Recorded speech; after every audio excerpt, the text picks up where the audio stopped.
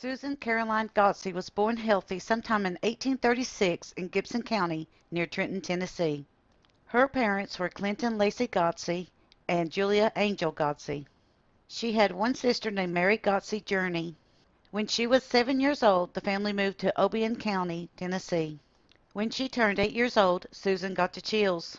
The usual medications were prescribed, and they would work for a short time, and then symptoms would reappear. When she turned 10 years old, she went to visit her sister, Miss Journey, and while with her, got a chill. Dr. Wasson was called and prescribed the medications of delphinium and sulfuric ether, a concoction that was called Wasson's Remedy.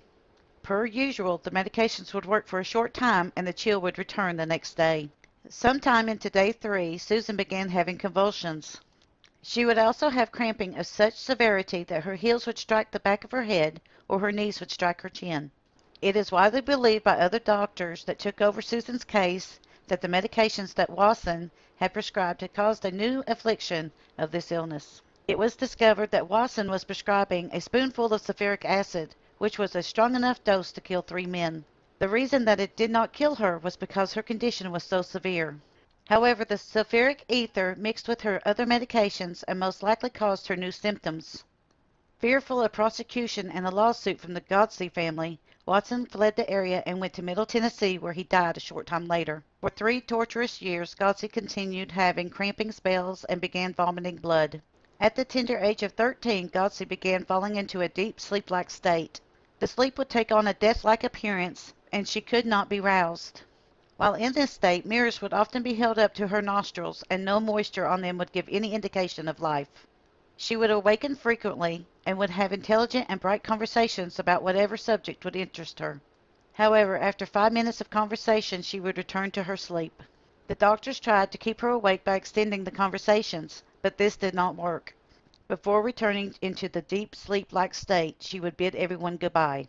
She was unable to leave the bed for 24 years because she could not remain awake longer than a few minutes at a time.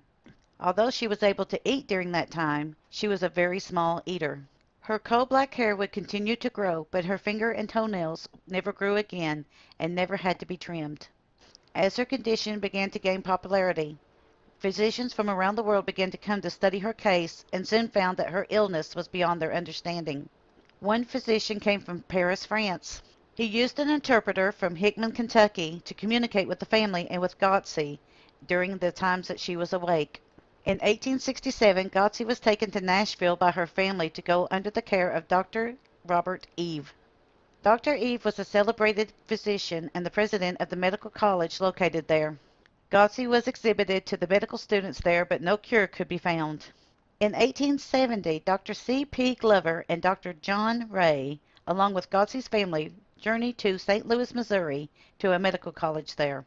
Even though the most celebrated physicians of the area came to study her case, none of them could come up with any answers to her condition. P.T. Barnum would make several propositions to the family, including $1,000 a week and the expenses of the family, if they would allow him to exhibit their daughter. Many other showmen and museum managers would also offer enormous sums of money, but the family would turn them down, refusing to make money from the illness of their daughter. The state of sleep did not keep her from getting other illnesses. She got scarlet fever from a visitor, but no one else in the family had gotten the deadly disease. She would also get other illnesses over the years, but none were as dramatic as the scarlet fever. As the years passed by, a theory came to be that if Susan Godsey could outlive the medication that Wasson had given her, that she could live a normal life.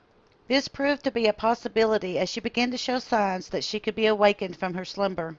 Sadly, because of the years of illnesses that Susan Godsey had suffered, her body was worn out and could not continue the fight.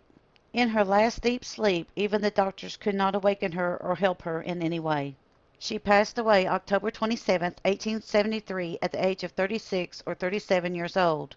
She is buried at the Antioch Union Cemetery in Obion County, Tennessee. There were several people who stood watch to make sure that the grave robbers would not sell her body to medical science. We would love to thank all of our hosts at Discovery Park of America in Union City, Tennessee. All of your staff were helpful, kind, informative, and very well versed in the historical events that they wish to convey. Very well done.